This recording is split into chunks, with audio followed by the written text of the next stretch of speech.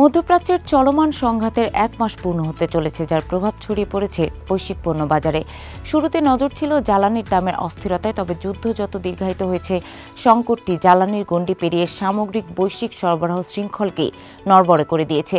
গত 2 March Iran যখন Hormuz প্রণালী কার্যত বন্ধ ঘোষণা করে, তখনই পরিস্থিতির গুরুত্ব স্পষ্ট হয়ে ওঠে। এ প্রণালী দিয়ে বিশ্বে প্রায় 1/5 তেল ও গ্যাস পরিবাহিত হয়। এর পরপরই তেলের দাম ব্যারেল প্রতি $110 ছাড়িয়ে যায়।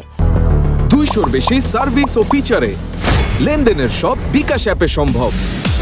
সময় যত গড়িয়েছে, গুরুত্বপূর্ণ পণ্য ও কাঁচামালের সরবরাহ শৃঙ্খল ভেঙে পড়ার চিত্র স্পষ্ট হয়ে উঠেছে। এই সরবরাহ ব্যবস্থার সবচেয়ে স্পর্শকাতর অংশগুলোর একটি হলো সার খাত। হরমুজ প্রণালী দিয়ে বিশ্বের প্রায় অর্ধেক খাদ্য উৎপাদনের জন্য প্রয়োজনীয় সার পরিবাহিত হয়। বিশ্বে বাণিজ্যিকভাবে রফতানিকৃত ইউরিয়া প্রায় 49% এই অঞ্চল থেকে আসে। ইরান সংঘাত শুরুর পর থেকে ইউরিয়ার দাম 40% বেশি বেড়েছে। উপসাগরীয় অঞ্চলের উৎপাদক দেশগুলো যেমন কাতার এরই মধ্যে হামলা ও অবকাঠামোগত ক্ষতির কারণে উৎপাদন কমাতে বাধ্য হয়েছে। একই সঙ্গে হরমুজ প্রণালী বন্ধ হয়ে যাওয়ায় যেসব সার এরই মধ্যে উৎপাদিত হয়েছে, সেগুলো বাজারে পৌঁছাতে পারছে না। এর সরাসরি প্রভাব পড়ছে কৃষি উৎপাদনে। উচ্চমূল্যের কারণে অনেক কৃষক প্রয়োজনীয় পরিমাণে সার প্রয়োগ করতে পারছে না বা কমিয়ে দিচ্ছেন। এর ফলে ফসলের ফলন কমে যাওয়ার আশঙ্কা তৈরি হয়েছে। বাংলাদেশের মতো আমদানি নির্ভর দেশের জন্য এই সংকট আরও গুরুতর। দেশের মোট সারের চাহিদার বড় অংশই আমদানির উপর নির্ভরশীল, যার মধ্যে ইউরিয়া অন্যতম। সৌদি আরব, কাতার ও সংযুক্ত আরব আমিরাত, এই 3টি দেশ থেকে মূলত বাংলাদেশ সার আমদানি করে থাকে। এর মধ্যে কাতার ও সংযুক্ত আরব আমিরাত থেকে প্রধানত ইউরিয়া আমদানি করা হয়, আর সৌদি আরব থেকে ইউরিয়ার পাশাপাশি ডিএপি আনা হয়।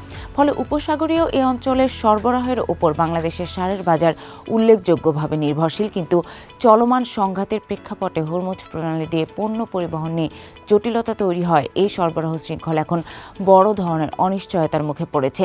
জাহাজ চলাচলের ঝুঁকি, বিমা খরচ বৃদ্ধি, রুট পরিবর্তন এবং বিলম্ব সব মিলিয়ে আমদানি প্রক্রিয়া ব্যাহত হওয়ার আশঙ্কা বাড়ছে।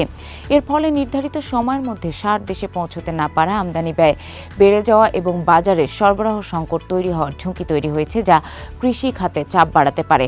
ইউরিয়া উৎপাদনের অন্যতম কাঁচামাল অ্যামোনিয়ারও বৈশ্বিক সরবরাহের প্রায় 30% আসে গালফ অঞ্চল থেকে। হামলা ও প্রণালী বন্ধ থাকার কারণে কাতারসহ কয়েকটি বড় উৎপাদক দেশ উৎপাদন বন্ধ করতে বাধ্য হয়েছে। এছাড়া নাইট্রোজেন ভিত্তিক সারের অন্যতম গুরুত্বপূর্ণ উৎপাদক ও বৃহৎ রফতানিকারক দেশ ইরান। বৈশ্বিক ইউরিয়া বাণিজ্যের প্রায় 30% ইরান ও হরমুজ নির্ভর দেশগুলো থেকে আসে, যা এখন ঝুঁকির মধ্যে রয়েছে। সার সংকটের পাশাপাশি আরও কিছু গুরুত্বপূর্ণ পণ্যের সরবরাহ ভেঙে পড়ছে, যা বিশ্ব অর্থনীতির জন্য নতুন ঝুঁকি তৈরি করেছে। এর মধ্যে হিলিয়াম একটি উল্লেখযোগ্য উদাহরণ। অনেকের কাছে হিলিয়ামের ব্যবহার বেলুনের মধ্যে সীমাবদ্ধ মনে হলেও বাস্তবে এটি উচ্চ প্রযুক্তি শিল্পের একটি অপরিহার্য উপাদান। সেমিকন্ডাক্টর উৎপাদন, চিকিৎসা প্রযুক্তিতে এমআরআই যন্ত্র, এমনকি মহাকাশ শিল্পেও হিলিয়াম গুরুত্বপূর্ণ ভূমিকা রাখে।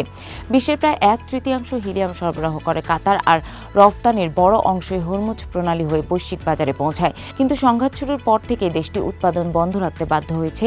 একই সঙ্গে হরমুজ প্রণালী কার্যত বন্ধ হয়ে যাওয়ায় উৎপাদিত হিলিয়ামও বাজারে পৌঁছাতে পারছে না। হিলিয়ামের ক্ষেত্রে পরিবহন একটি বড় চ্যালেঞ্জ। এটি তরল অবস্থায় বিশেষভাবে নিরোধকযুক্ত কন্টেইনারে মাত্র 35 থেকে 48 দিন সংরক্ষণ করা যায়। এরপর তা ধীরে ধীরে গ্যাসে রূপান্তরিত হয়ে বেরিয়ে যেতে শুরু করে, ফলে এর মূল্য দ্রুত কমে যায়। প্রণালীতে আটকে থাকা হিলিয়ামের ক্ষেত্রেও একই ঘটনা ঘটছে, যা সরবরাহ শৃঙ্খলকে আরও দুর্বল করে তুলছে। বেসরকারি মহাকাশ কোম্পানিগুলোর কার্যক্রম বাড়ার ফলে হিলিয়ামের ব্যবহার আরও গুরুত্বপূর্ণ হয়ে উঠেছে।